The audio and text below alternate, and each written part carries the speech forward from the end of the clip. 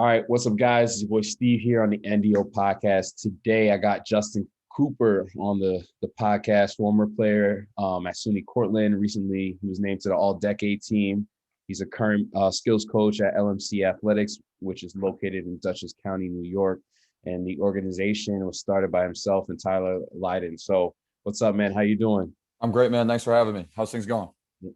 Can't complain, man. Just, we just kind of talked behind the scenes, just chopping it up about navigating through COVID. Yep. And so basically, I always tell this. So I'm just trying to help the next generation with hoopers, just more and more hoopers listening to podcasts and things of that nature. We used to, when we play, obviously, we listen to music, but I think podcasts are going to start becoming a thing that players listen to on like long bus rides. It's not just music. Absolutely. Get them in the right mindset, or just like, just learning. And I think we're in an age where every player is trying to develop their own brand. So being able for them to educate themselves and just like, oh, this player, this coach, this trainer did this, or I didn't think about this, I need to do this before a game, something like that. So for sure. But yeah, man, like let's just start with your story, your origin story. Where the love for the game came from. Through your middle school, high school years, and then obviously through your prestigious college or really good college career, and then where you are now. Yeah. So I grew up in Pine Plains, New York, which is a small town, about an hour south of Albany, hour and a half, hour 45 minutes north of New York City. When I say small town, I mean like really small town, one traffic light, one gas station, like tiny, small town. But yeah, that's where I fell in love with playing basketball. I had a great group of friends. We used to go to the park all the time and play. And I said this on another podcast I did a couple weeks ago, like when you're in a small town, like kind of know what you know, you don't know what you don't know. You kind of just stay with your group of friends that you have. And I was fortunate enough, I had some athletic kids that want to go out to the park and play. And that's where I kind of developed a love for the game. And kind of my competitiveness. And then, as we continue to go, I had some really good players on my team. We, ventured out, played on different AAU teams, a Nike circuit team and so on. And then I did the prep school thing for a PG year. And then I ended up playing my 4 years of college basketball at SUNY Cortland, which is in the SUNYAC, really highly competitive Division III conference.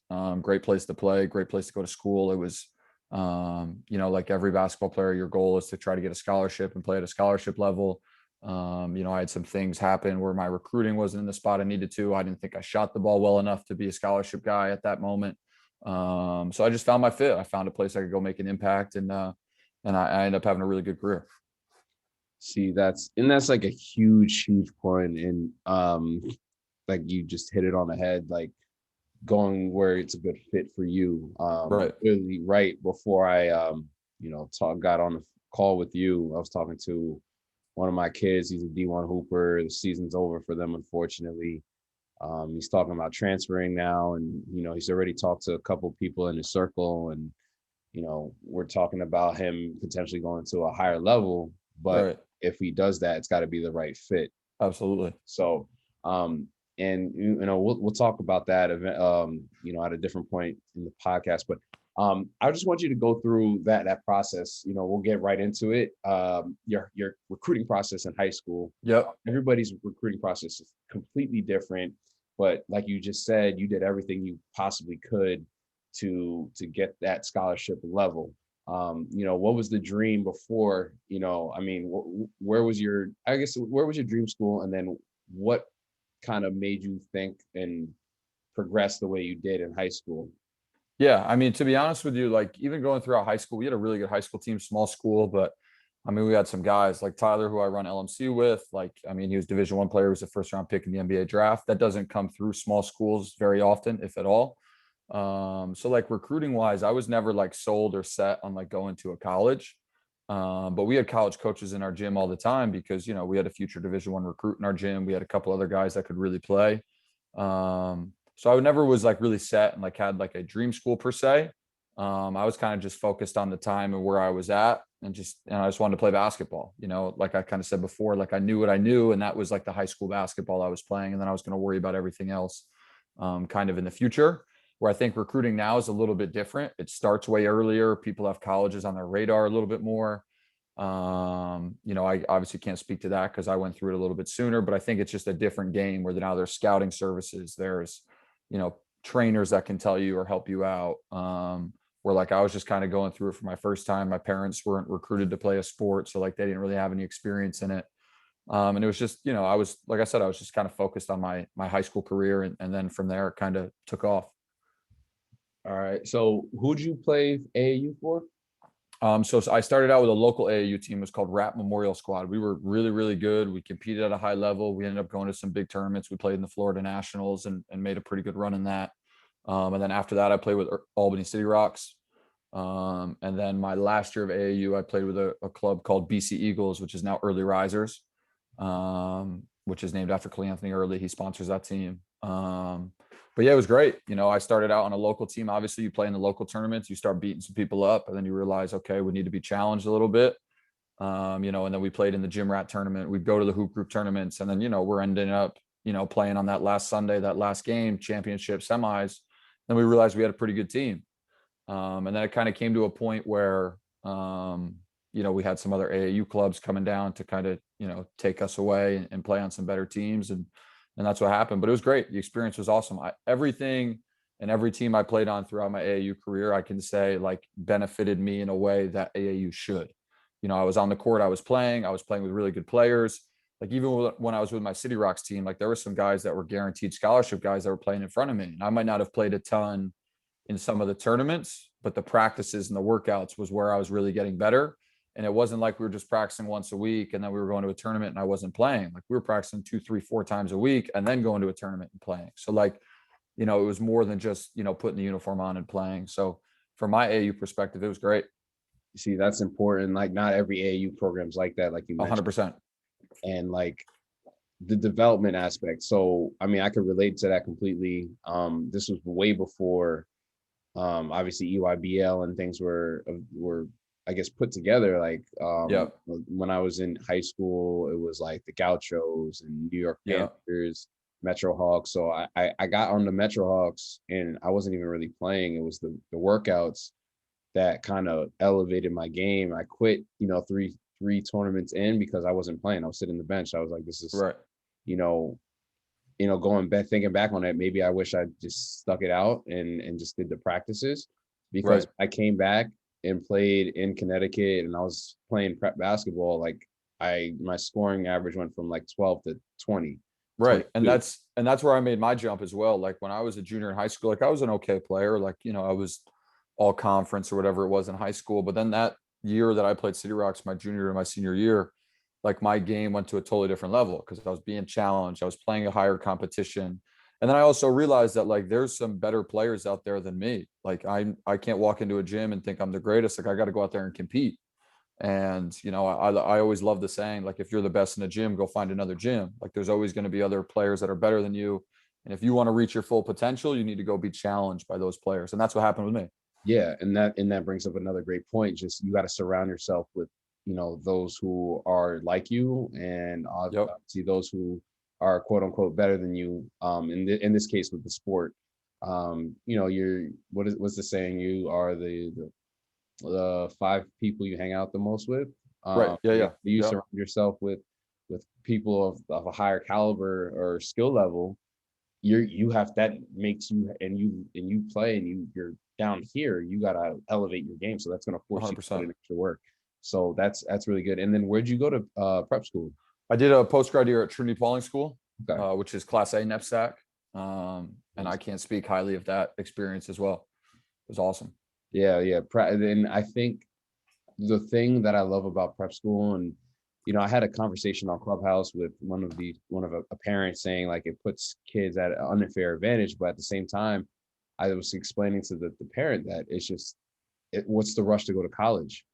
If you need an extra year to develop physically, develop mentally, develop your skill set to get you ready for that next level, why not? Just because of the old traditional timeline, right? Yep. It doesn't make sense.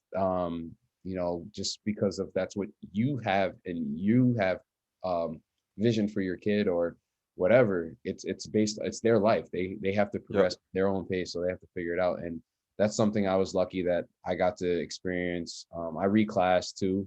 Yeah. a junior year, but it was a good conversation I had with the school, my coach, and my parents. So it's important that, I mean, obviously you probably had that same conversation and figuring Yeah. it out. Now, when did you realize, Trinity Pauling, like I said, is a really good, Class A is no joke.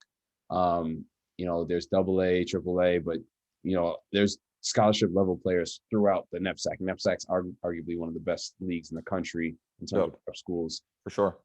And when did you realize that, SUNY Cortland was like the spot for you? Like what in terms of that recruiting process? Like, I know you probably were reaching out to D2s, D1s, Yeah. D3. Like what kind of transpired there for yourself? Yeah, so it's actually like I have a pretty unique story to my PG experience. I went there and the reason I decided to go was I was a young graduating senior out of high school. So I was 17. And I needed that extra year, whether I was going to be a Division III player, Division II, Division I needed that extra year. Just, to develop my body, develop my game. My academics could have needed a little bit of work. And I got into campus and I was playing the best basketball I could have been playing. I was starting to hear from some Division IIs. I was hearing from some lower Division Is that were in the area that were close enough to come to our gyms and recruit. And second practice of the year, I break my foot. So like a million different things go through my head. I'm doing a PG year. The reason I'm doing a PG year is to get a scholarship. The reason I'm here is so I can play at the next level. Like, are the schools that were recruiting me now still going to recruit me? Are the ones that just started going to back off? So like my scholarship interest turned into preferred walk-on opportunities. My Division III schools, they didn't go anywhere. They were like, we know this, the same player you are, so on and so forth.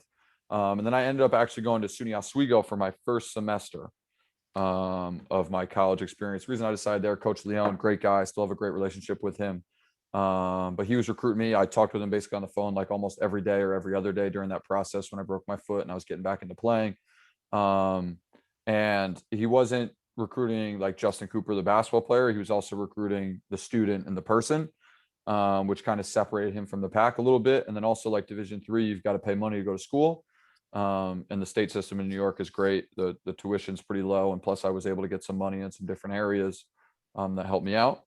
And then actually when I got to Oswego, I broke my foot the first week of practice, same foot, same injury, and it required surgery this time to actually heal it.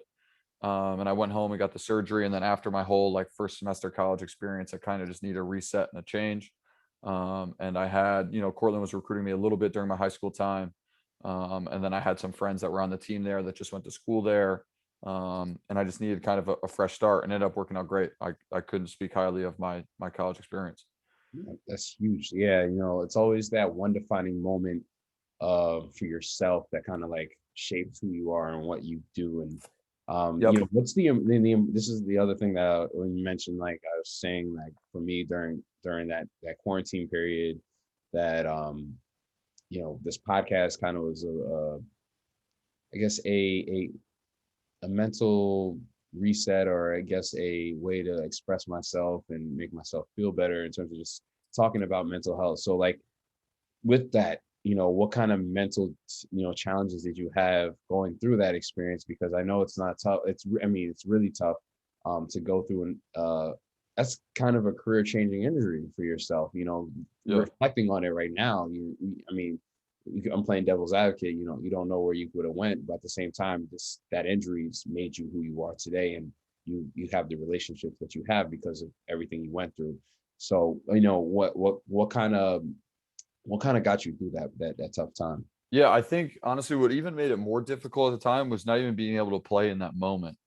Like I'm such a guy, like I can't sit still. I'm always moving. I need to be in the gym. I need to be working out. I need to be doing something. So to not be able to go do the thing that I went to school to really do was the difficult part. But I think I just had like a great support system. I got a great group of friends, and my parents are awesome. My brother, and like I was able to just communicate and be honest with them. And then even too, I think I went through it the first time at prep school, but I was still able to salvage some games and play towards the end. But the second time I went around it was even more difficult because it was almost like I'm back to square one. I just got hurt and I had my last like high school, my PG year cut short.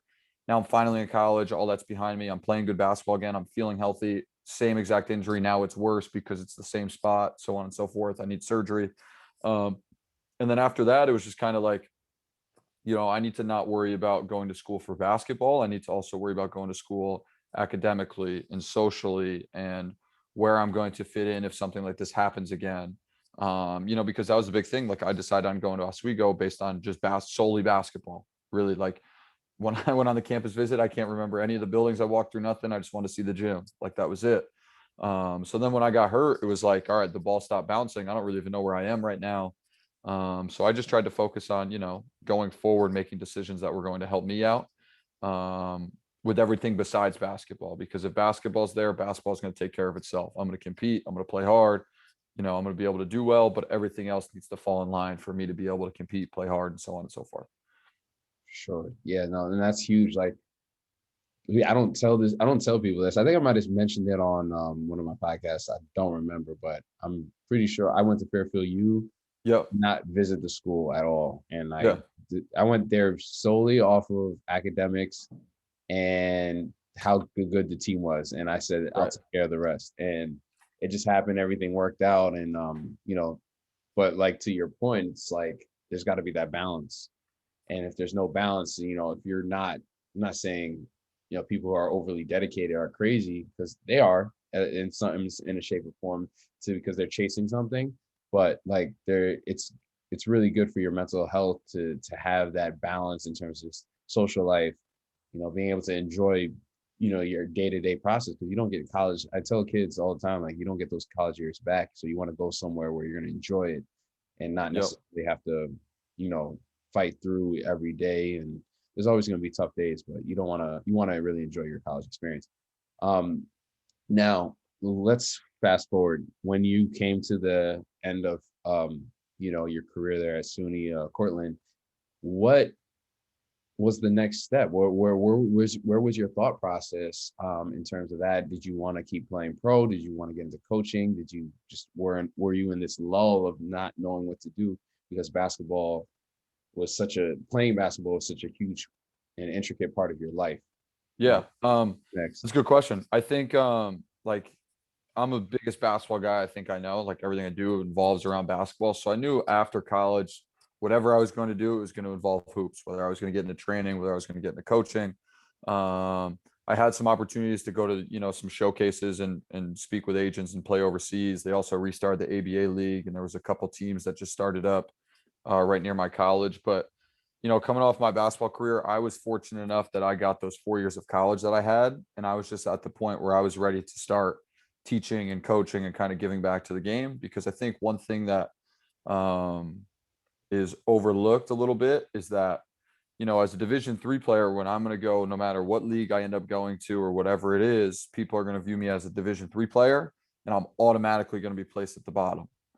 So to then be able to, and some of these overseas leagues aren't as glamorous as people make them sound. Like, I know tons of stories. I know people who've gone overseas. They've played for 6 months. They haven't seen a paycheck. They've played for 6 months. They were supposed to be in a nice room. Then they're living in the same room with 6 of their teammates. So it was one of those things where I was comfortable. I had a great college career. I can look back on it and be proud that I gave everything that I had to playing basketball. And now I'm at that point in my life where I'm ready to give back. I want to coach. I want to train. I want to help players, have similar experiences that I had. And at the end of the day, like, I can still find time to hoop. Like, I can still, I'm still surrounded by players, and, some of the college guys that come into our workouts, like, we'll play a little bit and we'll compete still. So I still get that competitive edge. But I was definitely comfortable getting into the training and coaching side of things. For sure, definitely. Yeah, no, that's huge in terms of just like that realization, that self-awareness of where you are. Not everyone has that right away. They have to, play with some things, try things out. Because at the end of the day, you don't know until you try. So yep. That's really, something special there. So now let's talk about the formation of LMC. Obviously you got into the training side. I'm assuming you coach a little bit too. Yeah. So right now I'm the varsity coach at the high school I went to. So Pine Plains High School. I'm the head varsity coach. And it kind of goes hand in hand with what I'm doing in the local area, and it helps out. But yeah, so right now I'm coaching and training. Oh wow, that's huge. Yeah, I miss coaching a lot. It's a part of the game. It gets you that feeling. It's still you're part of a team, and you're competing at some sort of level, because you're trying to pick up your guys to get going and to play. So but yeah, to the formation of LMC, how did that come about?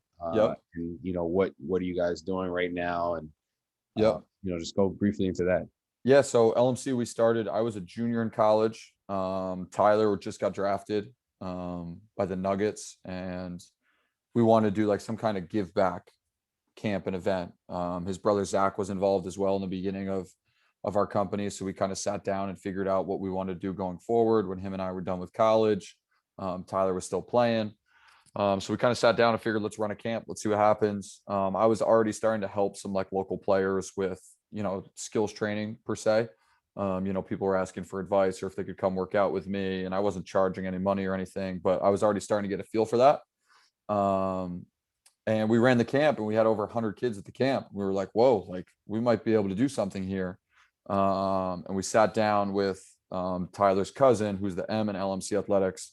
And he kind of became our business operator. Like he handles the finances, the books, all those things behind the scenes that a lot of people don't really know about unless they're getting into business, which was awesome for us to have somebody who had some knowledge in that kind of background. So we weren't just kind of, throwing things in different places and not really know what was going on.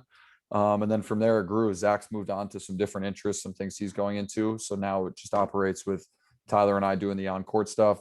Jeremy's still behind the scenes handling some business operations. And it's been great. We're just, our training's busier than it's ever been. I think partially due to COVID, we've been one of those markets where people are looking for things to do. And knock on wood, basketball training is pretty safe because you can do individuals, you can do smaller groups. And we're still planning for the future, things that we're going to get into, some different types of clinics, helping out some different teams and programs, some camps. I did a little work with the pre-draft process last fall, so I want to get back into that again, and just continue to grow. At the end of the day, we have to just get kids better, and we've got to help kids reach the goals that they want to reach. And if we're doing that, we're doing the work that we're supposed to be doing, and then things will grow off of that. So we're just taking it day by day and just, allowing things to develop as they should and as they will. No, that's amazing. No, I think that more and more programs need to be like that.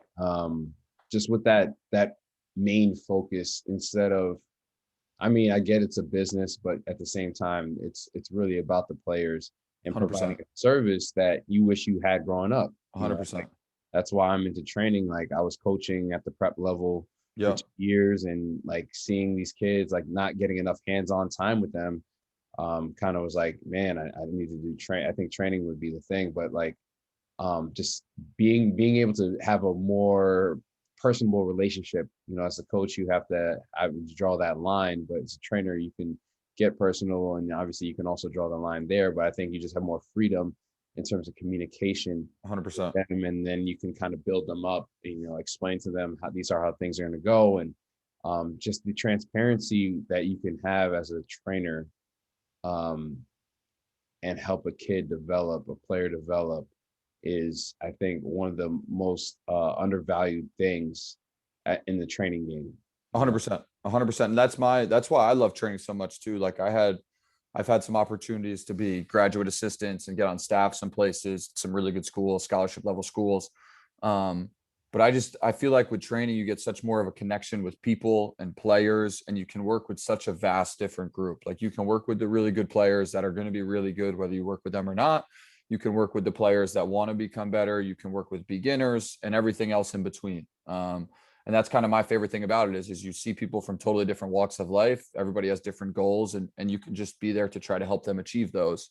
And at the end of the day, like our business model is like, if the kids weren't coming to us to try to reach the goals, we wouldn't have a business anyway.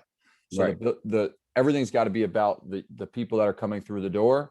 And if we're making them better, in turn, everything else can grow around it. And I think that's been our focus, and it's been most important for us to grow as we've grown so far.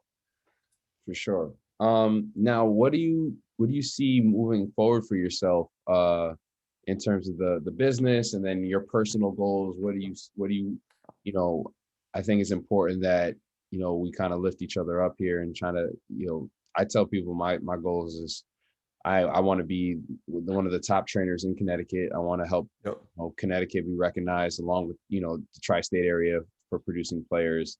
And then obviously I want to be known and well respected within the basketball community on a grand scale, from college coaches to pro level WNBA, NBA. Just as a trainer that helps produce players that are whole, meaning Yep. yes, they're good at skills and producing on the court, but they're also good people.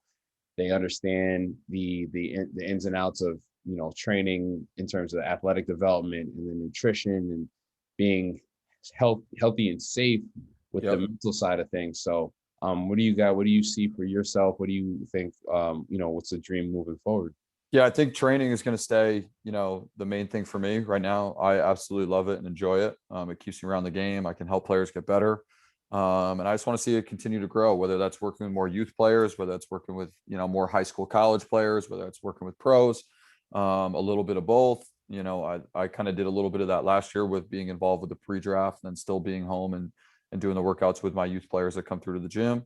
So yeah, I think personally, like my goals are just to continue to grow, develop, and learn every single day. I don't think I can be great in 5 years if I'm not, really good now and learning and growing and developing now. Because if I don't do that right now, then I'll never reach whatever it is that I want to reach in 5 years. And I think the big thing is for me personally is that, I just want to be able to expand. I want to, start creating more content to get out to people that's free and they can just, utilize as a resource. I want to connect with more trainers like yourself and other guys that I've worked with in the past, to continue to learn and then continue to help players get better in other areas. And then for LMC, I mean, we're committed to, basketball training camps and clinics, and we just want to continue to grow and expand, get into some different areas, run pop-up events here, partner with other trainers or trainer groups. Because we just want to see as many players get better as possible and as many players and people reach the goals that they want to reach. For sure. Now I'm gonna do a little, not Q&A, but just a couple of things. So we're gonna talk about you a little bit here. All right, let's not, I don't want to say brag, but let's talk about your biggest strengths as a coach and trainer, and then what's one of the things that you're trying to work on as a trainer to keep improving. Yeah, Why would I go to you in terms of just like what do you kind of help me with? Yeah, I think one thing I'm really good at is being able to communicate. I think I'm able to communicate, whether it's a move, whether it's a drill, whether it's a concept, to talk about it, respond to the questions that the player may ask, and then execute. And I think another thing I do really well is I put a lot on the player themselves. Like instead of me always giving the answers, I like to ask questions. Why are we doing this? What was the goal of this 15-minute segment we just worked on? What were some different things we did? I think I do a pretty good job of that. And then I think going forward, I need to continue to learn and develop my knowledge, my base, connections, because at the end of the day, I'm still very young at this. Like I'm only 25. So I'm only, I'm at the beginning of my career. And if I think I know it all now, I'm never going to be able to help the players the way I want to. You may do a certain drill a different way that I can learn from, or other coaches or trainers that I've worked with may do it a different way. If I watch an hour workout of yours and I see 5 minutes that, I think is really great, and I add that into my stuff, my workout just got 5 minutes better, which seems little and it doesn't seem like a lot. But if I take 5 minutes from certain people and different trainers and I put it all into one workout with my ability to communicate, it becomes the best possible workout I can give out. So I think that's my main thing going forward is, I just want to continue to grow, develop, to help as many kids as I can. For sure. That's huge. And being able to be self-aware about that too. It's like, I feel like a lot of players or coaches don't tend to, they always accentuate your strengths, which is great, but also, being humble and, showing humility, just knowing where you need to improve on. And like, for me, Yep. I agree. Same thing with me. I need to just keep growing and learning as much as be around the best minds in the game. That way I can, learn for their secret sauce. Like, we met Yep. DJ, Yep.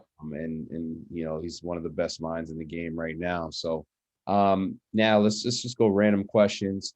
Who's your favorite basketball team? My favorite basketball team. So I'm a New York guy, so I'll always be a Knicks fan, Oh, which is tough. I've had some tough years. The future's looking a little bright.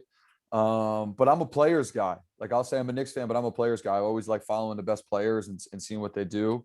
But if I had to pick a team, it's got to be the Knicks. Gotta be the Knicks. I respect that. Respect that. What do you think about today's game in the NBA, WNBA, just college, just the way the transition of, you know, how everything's, I guess, up tempo now. What's your thoughts on that? Yeah, I think it's crazy. I think teams are playing fast. Teams are getting up and down. Teams are shooting a lot of threes. But one thing I'm noticing, like I'm watching a lot of conference tournaments right now, and I watched a couple games. The games are low scoring. The possessions are slower, and teams really have to guard. So you kind of see like in the regular season, it's a little bit different than come playoff and crunch time. But I think the game's in a great place. I think the power is in the players' hands. You know, players have the freedom to do a lot. And I think going forward, I think it's going to continue to grow and develop. But I love where the game's at right now. For sure. What's your favorite? Who's your favorite player actually and if you have a, you know, WNBA player as well. So let's go favorite NBA player, WNBA player, and then favorite college player from this year. Okay, I'll go. My favorite NBA player when I was a player was Russell Westbrook. I tried to pattern just like his competitive nature and the way he played. I think I got my ability to go get rebounds and push the break from him. But I'm a LeBron guy. I'm a big fan of LeBron, what he does on the court, what he does off the court with his school and everything else he does. I think he's a great voice for people in the league and for people outside of the league. WNBA, I'll go Sue Bird. I briefly remember her Connecticut days when I was a young kid, and you know I always follow along with the WNBA. I think that's a league that's going to continue to grow as people realize like how good WNBA basketball really is. And I say this to players all the time, like if you really want to work on skills and see people really do skills, you should watch the WNBA because it's a way more skill-based league in the sense that they're not throwing lobs up to really athletic people that are just going to dunk the basketball. Like everything's got to be skill-based. And then in college, I'll go Jalen Suggs, Gonzaga. I think he's tough. I think I watched Gonzaga play last night. They're on just a totally different level than I think everybody else. You know, obviously they're in a mid-major conference, which, you know, people say is whatever, but they're still playing against dudes that are Division I players, you know, and they're beating everybody up pretty bad. They've got a really great team, and I think he's a really, really good player. Yeah, Jalen Suggs is different. I honestly, in my opinion, this NBA draft class is super strong. Super strong, especially with what they did with the G League and the Ignite team. Like you still have those pool of players, which I also think is a great thing for basketball, the way that they're doing that. And, you know, I think this draft class is deep. Yeah, like you got Jalen Green, Jonathan Kuminga, Cade Cunningham, Jalen Suggs. You know, you got the kid that left Duke. What's his name? I can't remember. Oh, yeah. He left Duke to get ready for the draft. Like he's really good. Like, and then you've always got those players too that are like the projects. You know what I mean? They're the ones that are super athletic. Maybe their skills raw, but then once they get the NBA 2, 3, 4 years later, you're like, wow, this player can really go. I think Greg Brown's one of those players who's at Texas. You know, there's players like that, you know, there'll be 6, 7 guys that are taking the lottery that are similar to those players. And then, you know, a few years down the road, they'll be, you know, superstars in the league. Yeah, we'll see. But in it, there's just so many variables in between. It's like, are they going to work? Are they going to? Yep. I think the NBA at this point is so difficult to get into. Like, I don't think people realize how hard it is to be actual pro now.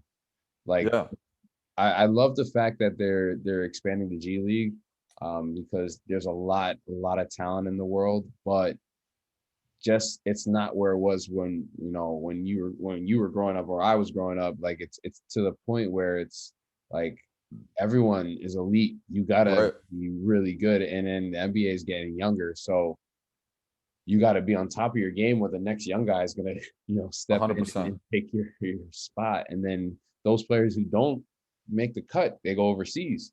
Yep. And so now it's harder to get over there because you have a bunch of former NBA guys, G League guys over there. And if you're not of that caliber, it's going to be tough. And like I said, I think it's just basketball is the most competitive it's ever been in the history of the game, in my opinion.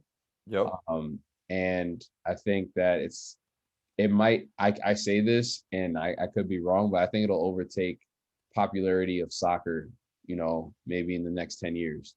It could.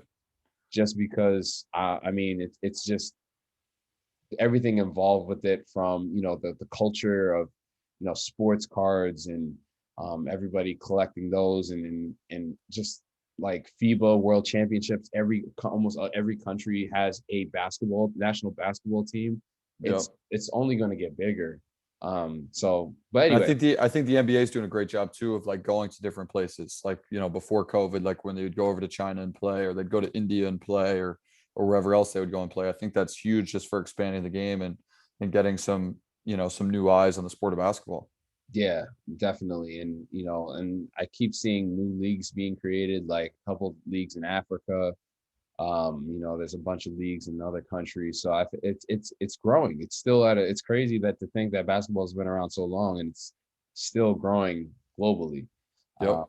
But I guess with last question, what is something you would tell your younger self, and some advice, and like if you were talking to 13, 14-year-old version of yourself? Yeah. Everything that you have now, knowledge wise. Yeah, I would just encourage myself to keep working. Like there's, at 13 and 14, I was still like kind of in that small town. I hadn't branched out and played on a big AAU team yet. So I kind of, like I said earlier, I knew what I knew. But like keep working, because there's other people somewhere else that are keep working to try and get to the spots that you're trying to get to. And stay focused, stay motivated, and attack the task at hand.